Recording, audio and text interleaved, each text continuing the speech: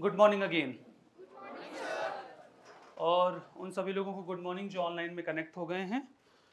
So we are ready to start this class. Today will be lecture number 2 where we are going to start our first chapter, and that is India in 18th century. That will be first chapter of modern India that we are going to proceed. India in 18th century. But before starting this topic, and that is India in 18th century, I need to discuss a few things that you should learn before starting your preparation, for UPSC. Because once we will start studying history, will not get any space to talk anything extra. उसका time होता नहीं है. We just focus on our content and how to consume that content, how to analyze, how to digest. So that will be a major cause of concern. But a few things are there that you must learn before starting your UPSC preparation. A very fundamental things to make up your mind regarding your preparation. So before starting this chapter, that will be my first chapter of modern India, India in 18th century, and we have made a solid background of this chapter as well. I need to deal with a topic, and that is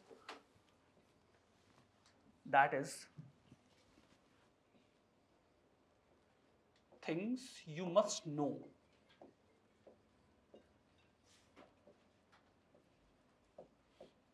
Things you must know before starting your UPSC preparation.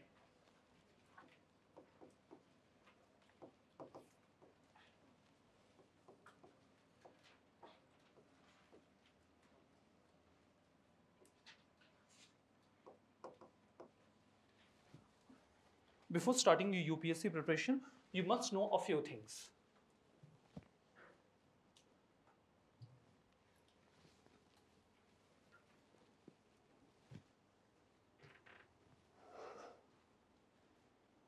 Many of you have already started your UPSC preparation, many of you have just started it now. So a few things are there. You must know that. It is simply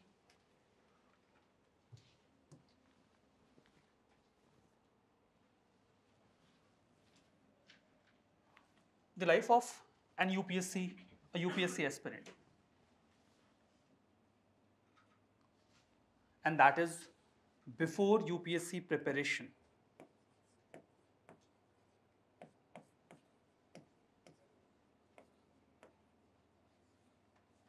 And that is after UPSC preparation.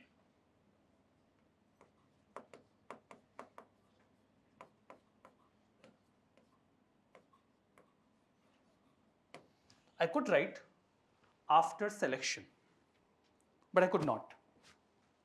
I could not write that there after selection. It was hard for me, although I wanted to write it there after selection, but I could not. That's why I just mentioned after UPSC preparation, because anything can happen later on.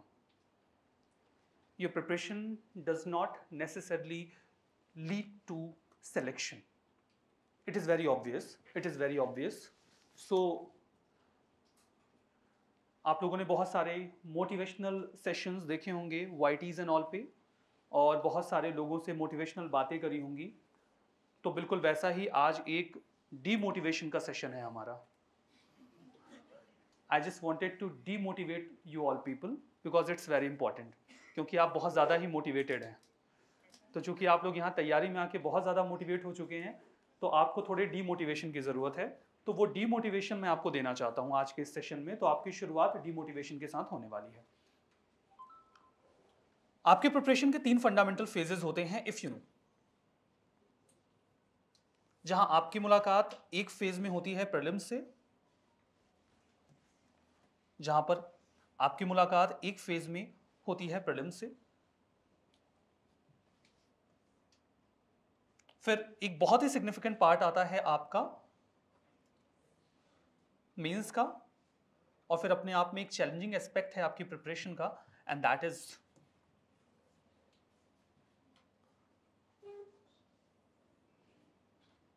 Your interview. ये अपने आप में एक challenge है। सो 3 phases आप अपने इस exam में फेस करने वाले हैं। एक तो होगा सिंपली प्रीलिम्स, दूसरा होने वाला है नॉट वेरी सिंपल मीन्स, और तीसरा होने वाला है इंटरव्यू, जिसके लिए आप ऑलरेडी तैयार हैं। प्रीलिम्स और मेंस ही प्रिपेयर करना है आपको, इंटरव्यू के लिए सभी लोग तैयार है ना। इंटरव्यू में तो 200 नंबर आ ही जाएंगे, what's wrong with that, there is nothing wrong with that interview, उसमें तो 200 आ जाएंगे, उसकी टेंशन नहीं है। टेंशन हमको सबसे ज्यादा प्रीलिम्स की होती है। The most concerning thing for us is prelims, और सबसे कम टेंशन अगर हमें किसी चीज की होती है तो वो है हमारा इंटरव्यू। एग्जाम की प्रिपरेशन करने से पहले कुछ डेटाज एंड स्टैटिस्टिक्स आपको एकदम क्लियर होने चाहिए। We all know that in general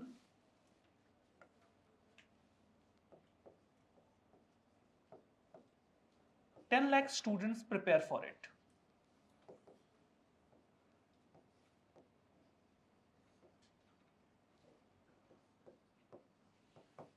And they usually fill form to give examinations as well. But examination turnout really 50% है। इनमें से लगभग 5 लाख लोग ही एग्जाम देते हैं।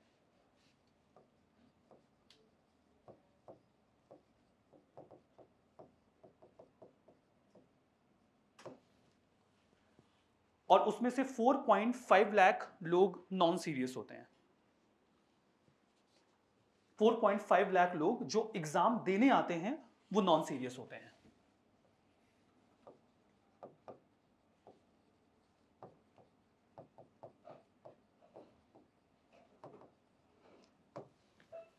और उनमें से कई सारे लोग हमारी इस क्लास में भी हैं।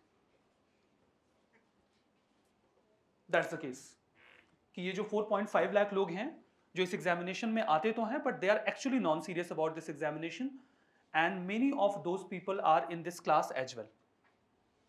मुझे नहीं पता वो कौन लोग हैं, इनफैक्ट आपको खुद को भी नहीं पता कि आप उस 4.5 लाख में से हैं। And that's the reality check I wanted to give you in the very first class.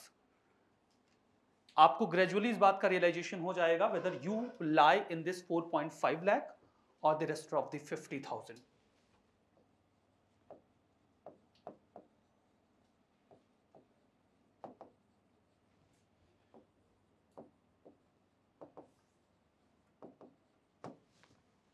Now, being UPSC aspirant, before starting your UPSC preparation, आपको पता भी नहीं है, लेकिन आपका पहला चैलेंज तो यही है कि आप इस 50,000 में आ जाएं। You're having your first challenge that you need to lie in this 50,000, because if you got stuck in that 4.5 lakh, you're gone. You're gone. So the very first challenge that you're going to face is to come the category of a serious aspirant, and that's really very hard. Many of you will never lie in that category, in those 50,000 serious candidates. For those people, we could say that this person is eligible to get a seat. Eligible to get a seat, whether that person will get or not, that will be a very different case. But we all know, among these 50,000, only roughly 1,000 will get selection.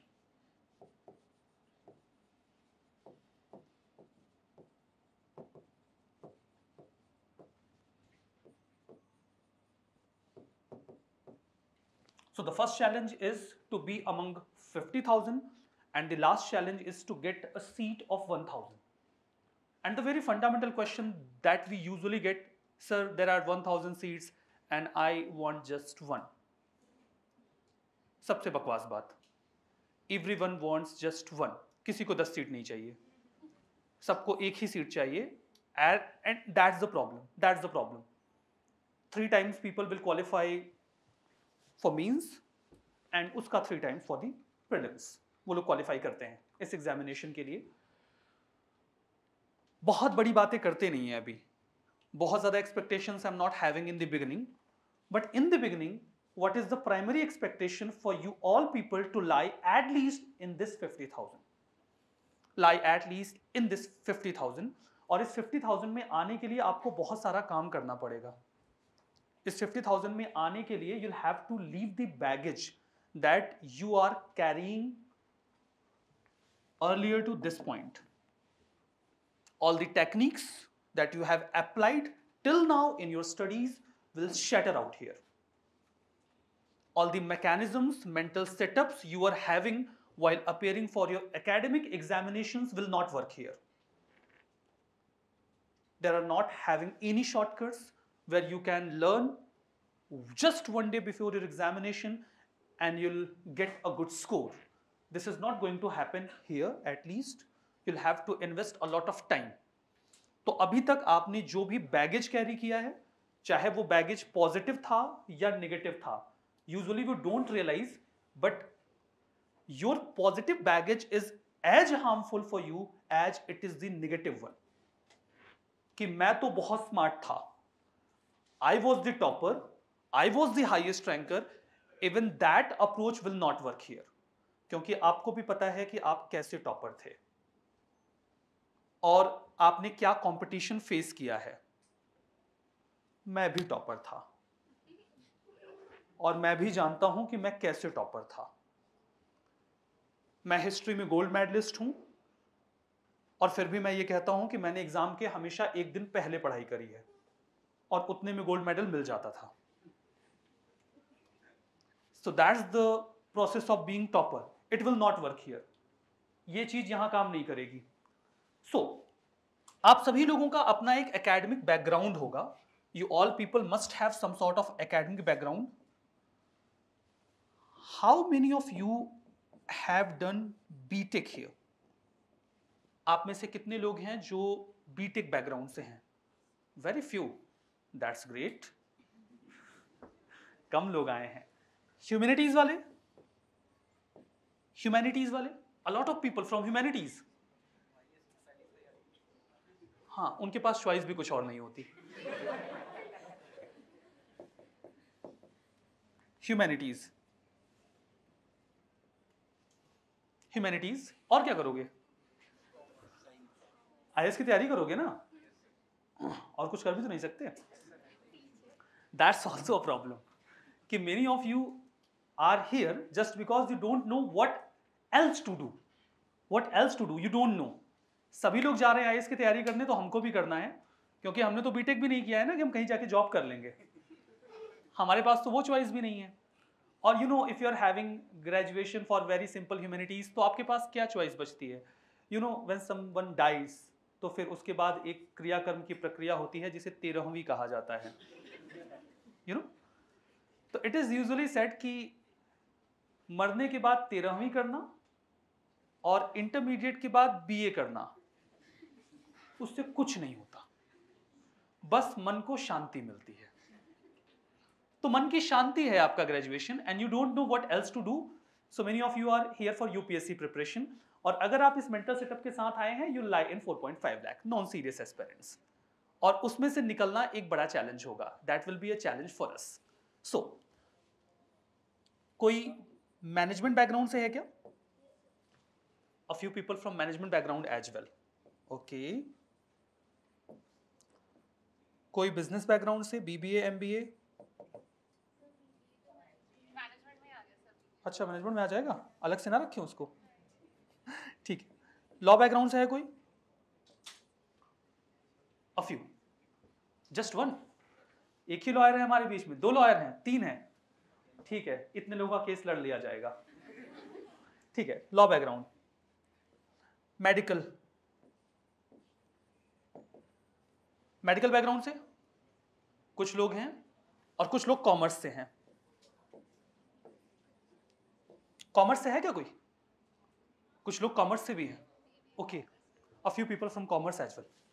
तो देखिए, एक general सी बात यह है कि UPSC का जो syllabus है that is inclined towards humanities. UPSC syllabus is inclined towards humanities. That's true. That's very true. Still, many of the non-humanities background students clear this examination, and humanities background students are usually far behind. उसके पीछे certain reasons responsible हैं कि आप केवल humanities background से हैं, आपने humanities पढ़ी नहीं है. ठीक है, आपका केवल बैकग्राउंड ह्यूमैनिटीज का है, यू हैवंट स्टडीड दैट। और जब आपने पढ़ी नहीं है तो फिर फर्क नहीं पड़ता ना कि आप किस बैकग्राउंड से हैं। और जो नॉन ह्यूमैनिटीज बैकग्राउंड से हैं उन्होंने ह्यूमैनिटीज तो नहीं पढ़ी लेकिन कुछ तो पढ़ा है। और ह्यूमैनिटीज बैकग्राउंड वालों के साथ क्या हो जाता है कि उन्होंने ह्यूमैनिटीज भी नहीं पढ़ी और कुछ और भी नहीं पढ़ा, तो उनका तो ऐसे ही चला गया। एंड दैट्स द प्रॉब्लम कि जो नॉन ह्यूमैनिटीज बैकग्राउंड के हैं एटलीस्ट उन्हें पढ़ने की आदत होती है, किताबों के साथ उलझने की, जूझने की, स्ट्रगल करने की आदत होती है, तो वो यहाँ पर डील कर ले जाते हैं। बट नॉन ह्यूमैनिटीज बैकग्राउंड के लोगों के लिए भी ये एक चैलेंज है कि आप कैसे डील करेंगे ह्यूमैनिटीज के सब्जेक्ट को, जो कि अपने आप में बहुत बोरिंग हो जाते हैं अगर आप नॉन ह्यूमैनिटीज बैकग्राउंड से हैं। अगर आप बिजनेस बैकग्राउंड से हैं, लॉ से हैं, मेडिकल से हैं, कॉमर्स से हैं, तो आपके लिए ये हिस्ट्री, ज्योग्राफी, इकोनॉमी, पॉलिटी बहुत बोरिंग हो जाएगा। आप इसको कैसे डील करेंगे, आपके लिए एक बड़ा चैलेंज तो ये ही हो जाएगा। तो वेरीड बैकग्राउंड के लोग यहां पर आते हैं and you are going to have a very cut throat competition. आप एक बहुत ही स्ट्रॉन्ग कॉम्पिटिशन यहां पर फेस करने वाले हैं। So the competition is very harsh.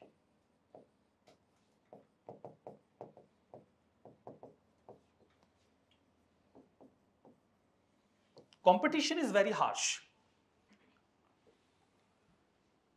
Just look at the person who is just sitting right of you. एक वो इंसान जो आपके दाहिनी ओर बैठा है उसकी ओर देखिए। रीजन बीइंग, हो सकता है वो सेलेक्ट होगा और आप नहीं। वो इंसान जो आपके दाहिनी ओर बैठा है, that person may get selection and you may not, and that's the harsh reality. But don't worry, आप भी किसी के राइट में बैठे हैं। डोंट वरी अबाउट दैट, आप भी किसी के राइट में हैं, तो you are also having a great chance of having selection. But ये मुश्किल काम है, ये मुश्किल काम है। So you are going to attempt an examination जहां if you are not getting selection, it's normal, it's normal. Most of the people don't get selection, most of the people don't get selection. Very a few will get selection. So if you're not getting selection, it's very normal. Getting selection is not normal. It's not normal. It's very special. And that's why you are here. उस special के चक्कर में आप लोग यहां पे आ गए हैं। तो अगर आप उस स्पेशल के चक्कर में यहां पर आए हैं, तो एक बुद्धिमान व्यक्ति, an intelligent person, will always consider the flip side. We were discussing about the critical thinking in the last session.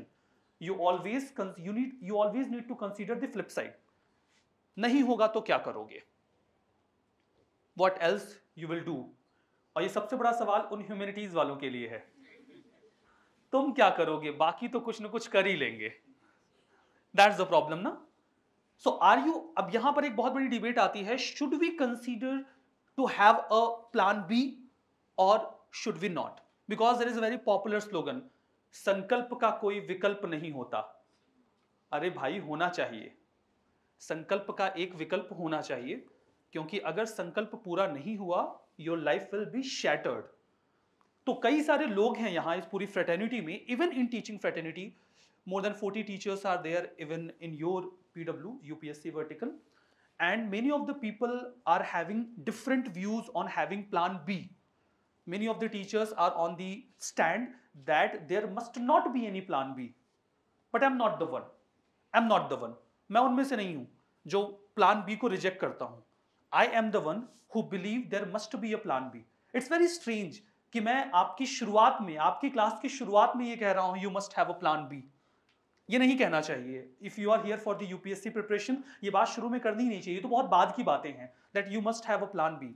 लेकिन शुरुआत में ही ये बात जानना जरूरी है कि आपके पास प्लान बी होना चाहिए, बिकॉज यूपीएससी लाइफ का बहुत इंपॉर्टेंट पार्ट है। यूपीएससी लाइफ नहीं है, यूपीएससी लाइफ नहीं है। दुनिया देखती है उन 1000 लोगों को जो पास हो जाते हैं, हम देखते हैं उन्हें जो फेल हो जाते हैं।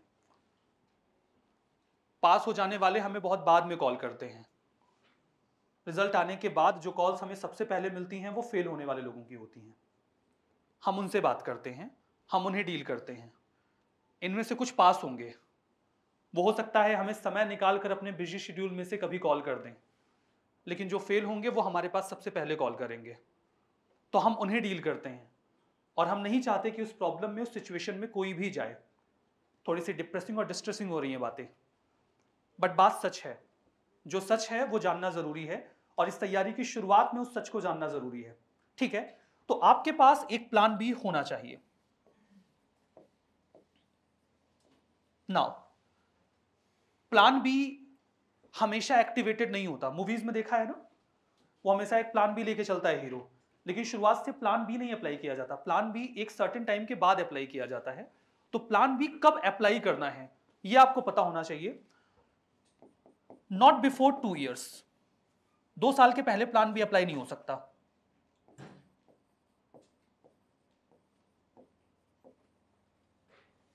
Not before 2 years। आप 2 साल के पहले अपना प्लान बी अप्लाई नहीं कर सकते, whatever you are having. तो आप में से कितने ऐसे लोग हैं जिनके पास कोई भी प्लान बी है? ठीक है, ठीक है।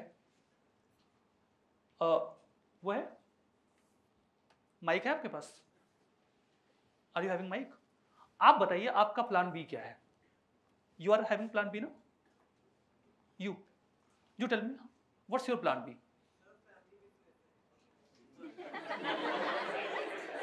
सम लाउड। प्लान बी बिजनेस है। Okay, so you are having a plan B of having some sort of business. That's great, that's great. Anyone, इधर किसने हाथ पिक किया था? आपका क्या प्लान बी है?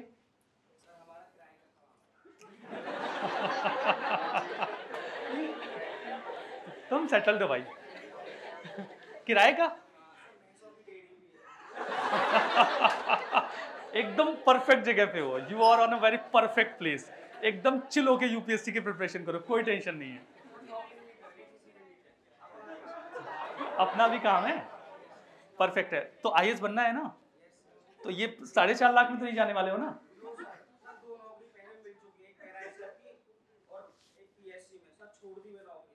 हल्के में ले रहे थे तुम लोग? अरे नहीं, हमें भरोसा है, we trust, we trust, we trust, हमें पूरा भरोसा है भाई। तो जब उन्होंने कहा कि भैंस की डेयरी है और किराए का काम है, तो हम सब बड़े हल्के में ले रहे थे। हमें लगा कि बच्चा ऐसे ही आ गया यूपीएससी की तैयारी करने। नहीं नहीं नहीं नहीं, ऐसे नहीं आए हैं, छोड़ छाड़ के आए हैं सब कुछ। And that's very important, that's very important कि आप कुछ छोड़ छाड़ के आए हुए हैं यहाँ पे यूपीएससी की तैयारी करने, और ये बहुत बढ़िया बात है। तो जिनके साथ ऐसी व्यवस्था है वो तो चिल होके यूपीएससी की तैयारी करें। जिनका कोई बिजनेस पहले से पिताजी का चल रहा है, कोई दूध की डेयरी है, कोई किराए का काम है, बी चिल्ड और आराम से यूपीएससी की तैयारी करो। But I know this is not the case with everyone. ये सबके साथ तो केस नहीं है। कुछ लोग ऐसे होंगे जिनके साथ कोई बैकग्राउंड नहीं है, तो जिनके साथ बैकग्राउंड है उनका तो कोई टेंशन नहीं है। आप आराम से चिल करके यूपीएससी की तैयारी करो, because you are nothing to lose, you are here for nothing to lose. आप बढ़िया से मेहनत करो। जिनके पास प्रॉब्लम है वो अपना एक प्लान भी तैयार कर लो कि आप क्या करोगे। प्लान भी कई तरीके के होते हैं, जैसे कि जो भी आपका एकेडमिक बैकग्राउंड है आप उस पर काम कर लो। You are having BTech degree, you are having medical degree, you are having law degree, तो आप उस पर कुछ परस्यू कर सकते हो। आप स्टेट पीसीएस परस्यू कर सकते हो। आप कुछ दूसरे एग्जामिनेशंस हैं जो यूपीएससी के साथ मैच खाते हैं, आप उनको परस्यू कर सकते हो। लेकिन ये कोई भी काम आप 2 साल के पहले सोच भी नहीं सकते। यूपीएससी की प्रिपरेशन में 2 सालों का फुल फ्लेज्ड टाइम आपको देना है, और उसके पहले इस बारे में कहीं कोई बातचीत नहीं होगी। ठीक है, 2 साल मैक्सिमम। अगर आपने पहले अटेम्प्ट में भी एग्जाम क्लियर किया, you'll cater at least 2 years, at least 2 years if you are having your result in the very first attempt। उसके बाद हर अटेम्प्ट पे 1 साल बढ़ता चला जाएगा। 3-4 अटेम्प्ट्स में आपको क्लियर हो जाता है कि आप यूपीएससी के लिए बने हो कि नहीं। और अगर 3-4 अटेम्प्ट्स में आपका कुछ नहीं होता है तो जबरदस्ती खुद को कन्विंस मत करना। ये मैं बिल्कुल शुरुआत में बता रहा हूं। 3 अटेम्प्ट्स, 4 अटेम्प्ट्स, उतने में अगर आपको लगता है कि कुछ हो रहा है तब तो ठीक है। लेकिन अगर बिल्कुल भी आप एग्जाम के आसपास नहीं जा पा रहे हो, देन लीव दैट। तो उसको एकदम प्रॉपर तरीके से छोड़ दो, प्रॉपर तरीके से छोड़ दो। अब ये समझो कि जब आप यहां पे इस प्रिपरेशन में आए हो, तो यूपीएससी में इस पॉइंट को क्रॉस करने के बाद या तो आप ऑल ऑफ सडन एकदम पीक पर जाओगे और आपको सिलेक्शन मिल जाएगा, या फिर आपके हाथ कुछ भी नहीं आएगा और आपको कोई अल्टरनेटिव नहीं दिखेगा और आपकी लाइफ हो जाएगी शैटर्ड। लेकिन एक बीच का रास्ता होता है। मैं चाहता हूं कि आप बीच के रास्ते पर आ जाओ, ऐसी कोई सिचुएशन ना बनी, रेदर आप यहां पर कोई ऑप्शन कैटर कर लो, कैटर समथिंग हियर। सिचुएशन एकदम खराब नहीं होनी चाहिए। अगर आप यूपीएससी तक नहीं भी पहुंचते हो तो आपके पास कुछ न कुछ तो होना ही चाहिए पहुंचने को, बट हमारा ऑब्जेक्टिव हमेशा यही रहेगा कि हम उस एम तक पहुंच जाएं जहां के लिए हमने एस्पायर किया है। इस चीज को एक्नॉलेज करते हुए कि सभी लोग वहां तक नहीं पहुंच पाएंगे, सभी लोग वहां तक नहीं पहुंच पाएंगे, इस चीज को एक्नॉलेज करते हुए आप अपनी तैयारी को शुरू करेंगे। और तैयारी को जब आप शुरू करेंगे तो आपको कुछ चीजों को एक्नॉलेज करना है कि कंपटीशन बहुत हार्श है, और इस हार्श कंपटीशन में जब आप यहां पर आए हैं तो कुछ चीजें आपके काम नहीं आएंगी। अ few things will not work here, जैसे रिलेशनशिप्स। रिलेशनशिप्स जो आप यहां बिल्ड करेंगे वो काम नहीं आएंगी, वो काम नहीं आएंगी। दोस्ती काम आएगी, your friendship will work here. तो आप रिलेशनशिप्स की बजाय फ्रेंडशिप पर फोकस करिएगा। जेन्युइन, एक दोस्त ऐसा जिसे आपके सिलेक्शन की परवाह हो, और एक ऐसा जिसके सिलेक्शन की परवाह आप कर सकें, जिसे इस बात की तवज्जो हो कि आपका टाइम वेस्ट हो रहा है और आप इस बात का कंसर्न देख सकें कि आप उसका समय बर्बाद ना करें। एक दोस्त ऐसा जो आपके लिए यहां इस आइसोलेटेड एटमॉस्फेयर में लड़ सके और जिसके लिए आप सब कुछ कर सकें। आपको यहां एक ऐसे दोस्त की जरूरत है, या एक से ज्यादा, 2, 3, बस इससे ज्यादा नहीं। 3 से ज्यादा दोस्त नहीं बनाने चाहिए, क्योंकि 3 से ज्यादा आपने बनाए तो ट्रिपलिंग के बावजूद वो बाइक या स्कूटी पे आते नहीं है, तो प्रॉब्लम हो जाती है। तो बस 3 तक का ग्रुप बन जाए तो वो बेस्ट है। सो ये वो चीज है जो आपकी यहां पर काम आएगी। जब आप यूपीएससी की प्रिपरेशन में आए हैं, I just wanted you to tell to normalise a few things. कुछ चीजों को एकदम नॉर्मलाइज कर दीजिए। You need to normalise a few things.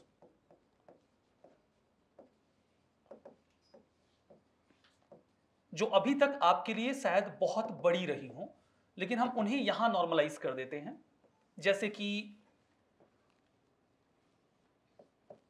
Depression में जाना, इट्स वेरी नॉर्मल। कोई भी चला जाएगा, कभी भी चला जाएगा। अपने आसपास किसी को पकड़िएगा, रखिएगा जो आपका हाथ पकड़ के घसीट के बाहर निकाल सके, क्योंकि आप आते जाते रहेंगे इधर। बड़े लोग हैं, कहीं भी आ जा सकते हैं। यूपीएससी की तैयारी कर रहे हैं तो डिप्रेशन में तो आ जा सकते हैं, कौन सी बड़ी बात है। It's normal to have low score.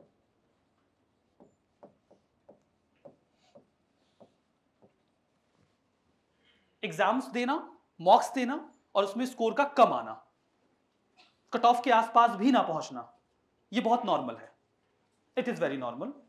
तो आप इस चीज को लेकर बिल्कुल परेशान मत होइए, स्ट्रगल मत करिए। It's normal to struggle with time. It's normal to struggle with time. Time के साथ स्ट्रगल करना बहुत आम बात है। क्लासेस होंगी, you need to revise, you need to manage your notes, you need to write answers, you need to solve mocks, you need to have current affairs. नहीं होगा मैनेज, नहीं होगा मैनेज। ये मान लीजिए कि ये मैनेजमेंट ऐसे ही चलेगा, उथल पुथल इधर उधर, कभी होगा मैनेज कभी नहीं होगा मैनेज, और आप इसके साथ लगातार स्ट्रगल करेंगे और ये नॉर्मल है, ये एकदम भी उलझा हुआ नहीं है, ठीक है। नॉर्मल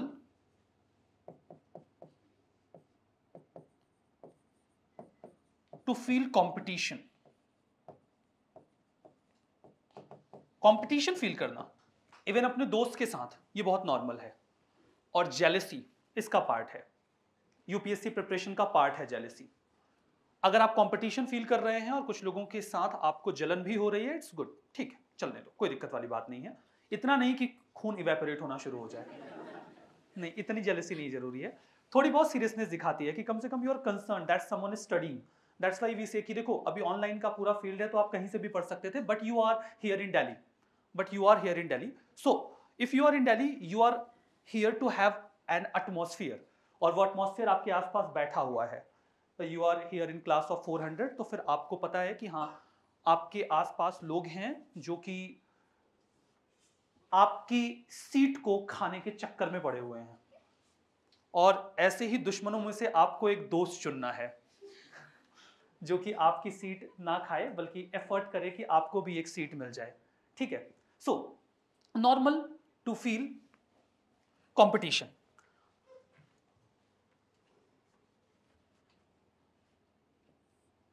एक चीज आप जरूर से कंसिडरेशन में रखिएगा,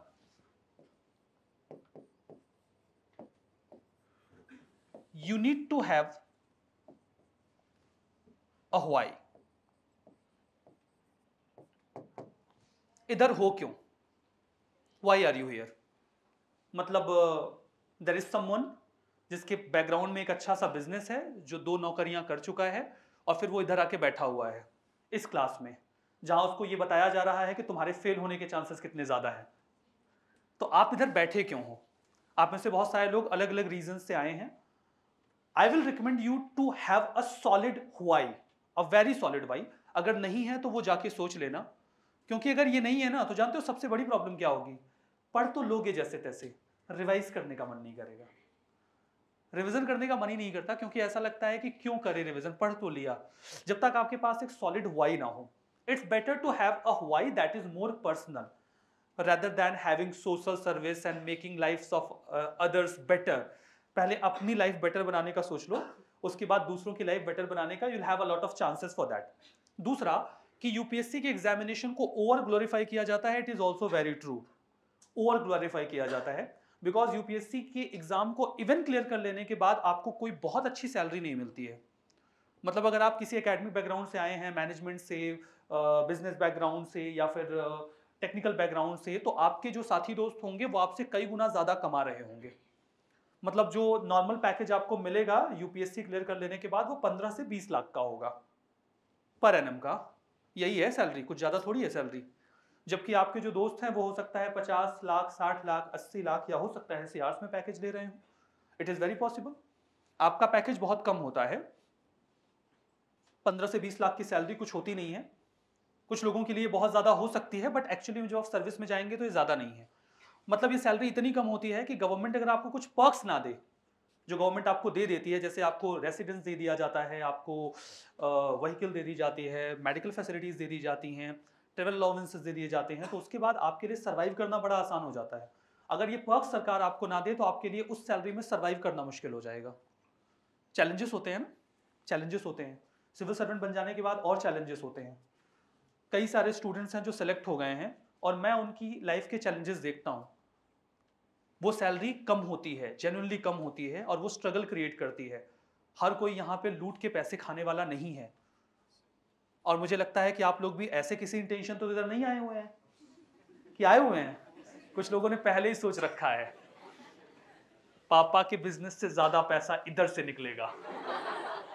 नहीं भाई, ऐसा नहीं करना है। ऐसा करोगे बहुत लंबे समय तक चल नहीं पाएगा। It will not go long, it will not go long. और अगर आप इस इंटेंशन से नहीं आए हैं तो आपको बहुत सारी प्रॉब्लम्स फेस करनी पड़ेंगी, क्योंकि जब आपका सिलेक्शन हो जाएगा you will get a very limited salary, और सबको ये एक्सपेक्टेशन रहेगी कि वो आपसे 1,50,000 रुपए उधार ले ले।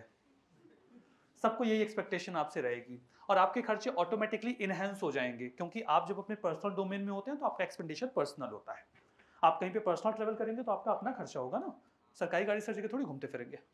ठीक है, आप किसी पर्सनल काम से जा रहे हैं तो वहां पे आप सर्किट हाउस थोड़ी ढूंढते फिरेंगे, फिर आपको अपने एक्सपेंसेस करने पड़ेंगे। अब सिविल सर्वेंट बन जाने के बाद वो एक्सपेंसेस ऑटोमेटिकली बढ़ जाते हैं। मैं तो एक साधारण सा टीचर हूं, मैं तो ओला बाइक से चला जाऊंगा, मैं चला जाऊंगा, मुझे क्या करना है।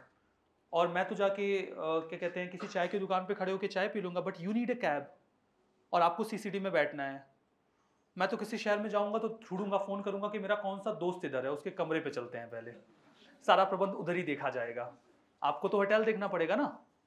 तो आपके एक्सपेंडिचर्स बहुत बढ़ जाते हैं, और सैलरी उतनी होती नहीं है। तो आप कभी भी बहुत ओवर एक्सपेक्टेशन इस जॉब से मत रखिएगा।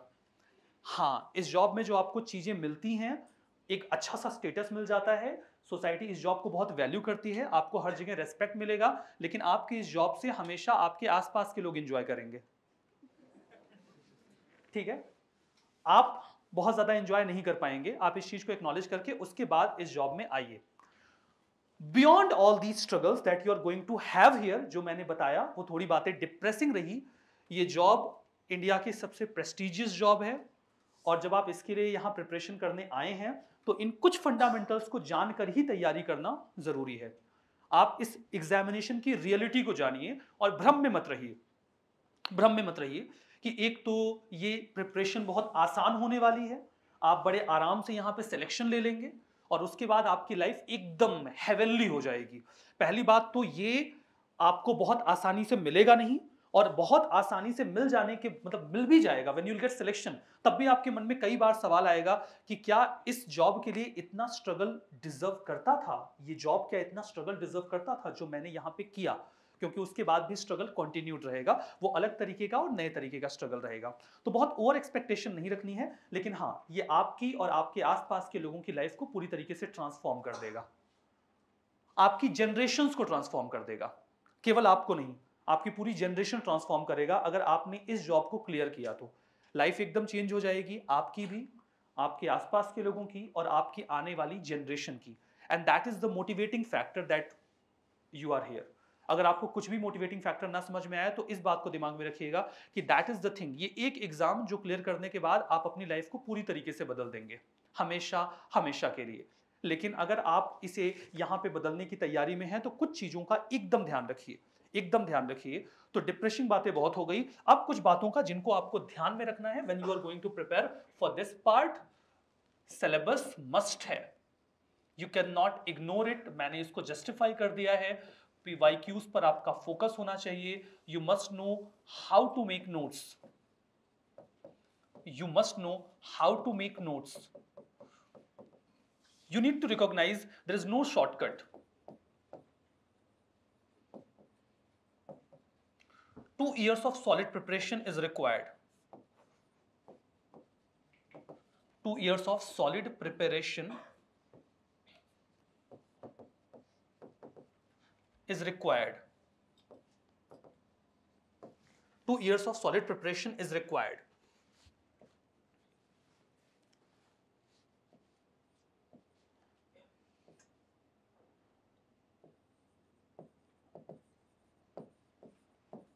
Guidance and mentorship is the key.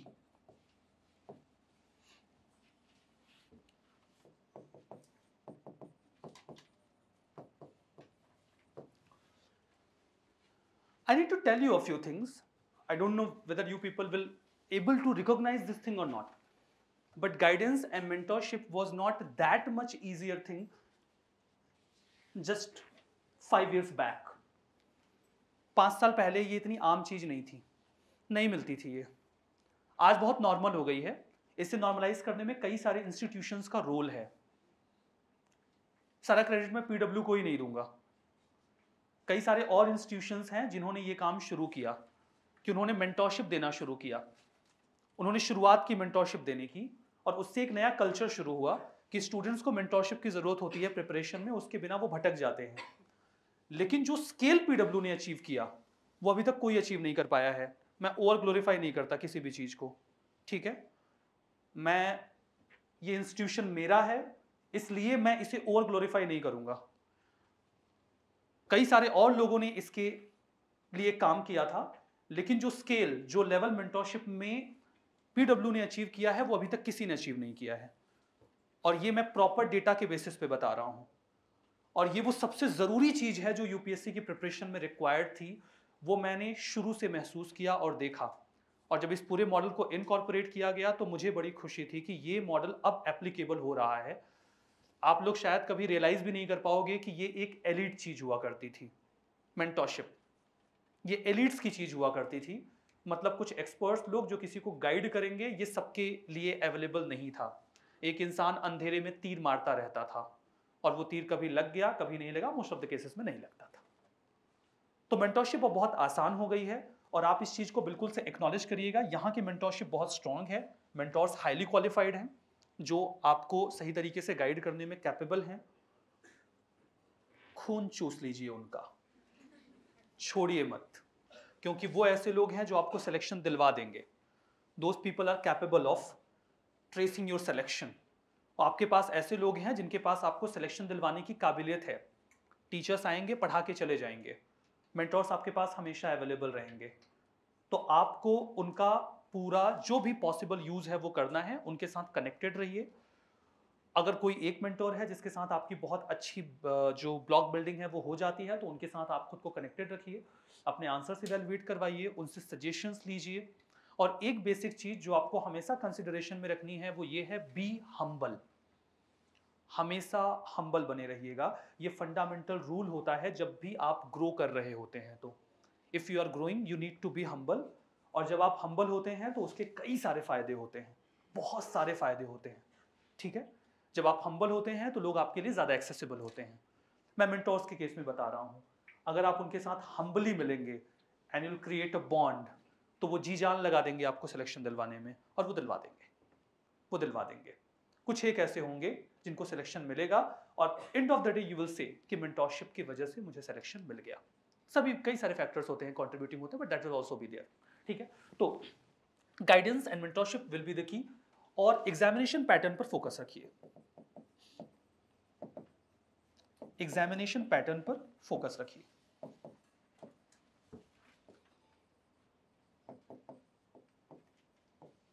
एक चीज जो मैं एकदम लास्ट पॉइंट जो मैं यहां पर इस सेशन के पार्ट में बताना चाह रहा हूं, एक सबसे खास बात that I am explaining you here, that is about knowledge threshold.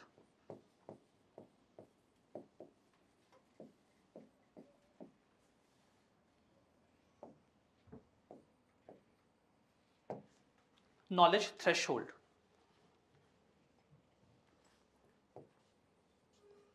must be achieved, must be achieved। आप में से किसको गिटार बजाना आता है? अरे अच्छे से हाथ उठाओ, सबको पता चलना चाहिए कि आपको गिटार बजाना आता है। बहुत कम लोगों को आता है, और यहाँ इस क्लास में भी बहुत कम लोगों को आता है। बहुत कम लोगों को इस क्लास में गिटार बजाना आता है, लेकिन गिटार बजाना आए ये ख्वाहिश सबकी होती है। सबके मन में कभी न कभी ये विल आई होगी कि मैं गिटार बजाना सीख लेता हूं। ऐसा ही ख्याल कभी मेरे मन में भी आया था कि मैं गिटार बजाना सीख लेता हूं। हम यूजुअली सीख नहीं पाते हैं, नहीं तो आप सबको आ रहा होता, और मुझे भी नहीं आता। लेकिन जब मैं गिटार बजाना सीखने के लिए गया तो मैंने उससे बोला कि आप मुझे कितने दिन में सिखा दोगे, कितने दिन में आप मुझे सिखा दोगे? That person just told me कि it's not like कि मैं कितने दिन में सिखा दूंगा, it's like कि मैं आपको 90 आवर्स में सिखा दूंगा। 90 आवर्स में आप मुझसे 1 घंटा डेली सीखिए और 3 महीने लगा दीजिए। आप 2 घंटा डेली सीखिए और 1.5 महीने में सीख लीजिए। आप 3 घंटा डेली सीखिए और 1 महीने में सीख लीजिए। आपके पास और कैपेबिलिटी है तो 15 दिन में सीख लीजिए। इट्स नॉट अबाउट कि कितने दिन लगेंगे, इट्स अबाउट कि कितने आवर्स लगेंगे। मेरे पास नहीं थे 90 घंटे, तो मैंने नहीं सीखा। जब मैं ड्राइविंग सीखने गया तो सेम डायलॉग उधर भी मुझे मारा गया। मैं बोला कितने दिन में सिखा दोगे? नहीं सर, दिन नहीं, कितने घंटे में सिखा दूंगा, ये बात करिए, और आप कितने घंटे देंगे। What I mean to tell you कि ये सारी बातें मैं कर क्यों रहा हूं। हर काम एक टाइम रिक्वायर करता है एक्सीलेंस अचीव करने के लिए। इट्स लाइक कि आप वो समय कितने दिन में क्रॉस करते हैं। तो मतलब 90 आवर्स इज अ थ्रेशहोल्ड। आप उसे जब भी क्रॉस कर लेंगे आपका हाथ सेट हो जाएगा। यूपीएससी की तैयारी वैसी ही है, बट यहां पर कोई ये घंटा बता नहीं पाएगा। ये एग्जामिनेशन बहुत ही एब्स्ट्रैक्ट है और बहुत ही वेग है, ये बहुत ही वेग है। काश मैं आपको बता पाता कि 1 साल तैयारी कर लेने के बाद आप नॉलेज थ्रेशोल्ड अचीव कर लेंगे। नहीं, मैं ये नहीं कह पाऊंगा, बिकॉज सबकी मेंटल कैपेबिलिटी और सबका अप्रोच अलग अलग है, और आप इसे कैसे लेते हैं वो भी अलग है, तो मैं ये बोल नहीं पाऊंगा। लेकिन ये सच है कि आपको यूपीएससी में एक नॉलेज बार क्रॉस करना होगा, और जब तक आप ये नॉलेज बार क्रॉस नहीं करेंगे तब तक आपका कोई भी पैटर्न जो है एग्जामिनेशन का वो बन नहीं पाएगा। इट इज लाइक कि जब तक आप यहां नहीं पहुंचेंगे, जब तक आप यहां नहीं पहुंचेंगे, आपका एग्जाम क्लियर नहीं होगा। जब तक आप यहां नहीं पहुंचेंगे तब तक आपका एग्जाम क्लियर नहीं होगा। अब आप यहां कितने टाइम में पहुंचते हैं, दैट मैटर्स। कोई यहां तक पहुंचने में 2 साल का समय लगा देगा, कोई हो सकता है कि यहां तक 1 साल में ही पहुंच जाए, और कोई हो सकता है कि वहां तक कभी पहुंचे ही ना। It is very possible many of you will never reach that knowledge threshold, जिसके बाद आप प्रीलिम्स फेल होना बंद कर देंगे, जिसके बाद आप मीन्स बड़े आराम से क्लियर करने लग जाएंगे। तो सबसे पहले जरूरी है कि आप इस नॉलेज थ्रेशोल्ड को अचीव करें, और इस नॉलेज थ्रेशोल्ड को अचीव करने के लिए 2 चीजों के ऊपर आपको स्ट्रांगली काम करना होगा, MCQ practice and mains answers. इन 2 चीजों के ऊपर काम करिए। तो सबसे लास्ट चीज ये है कि ये एग्जामिनेशन मुश्किल है, कई सारी प्रॉब्लम्स आपके लिए क्रिएट करेगा। ये एक रियलिटी चेक था जो कि मैं चाहता था कि इस क्लास को शुरू करने से पहले मैं आपको दे दूं। You are going to face a lot of problems, you are going to face depressions, demotivation, struggle with time management, you will get low scores in MCQs, you will get depressed about that as well, you are going to get low score in your means जो DMPs होते हैं, test होते हैं उसमें।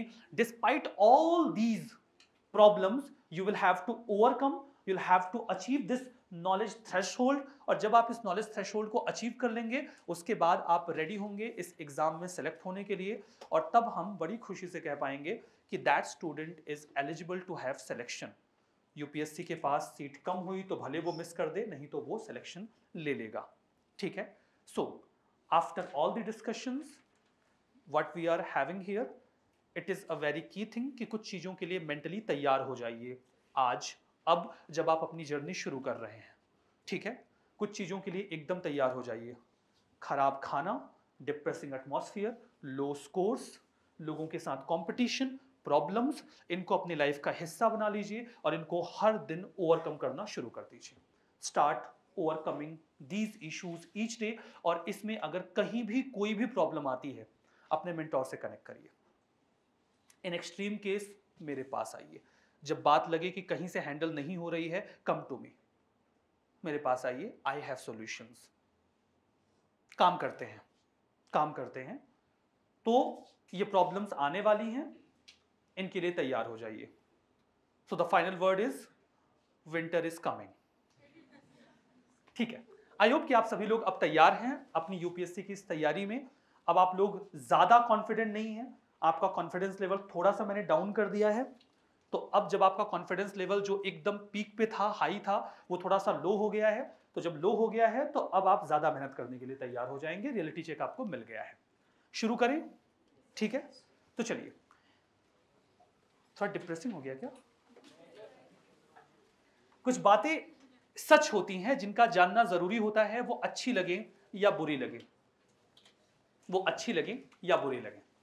ठीक है, तो after that very special class of demotivation we are going to start our first chapter, and that is later Mughals.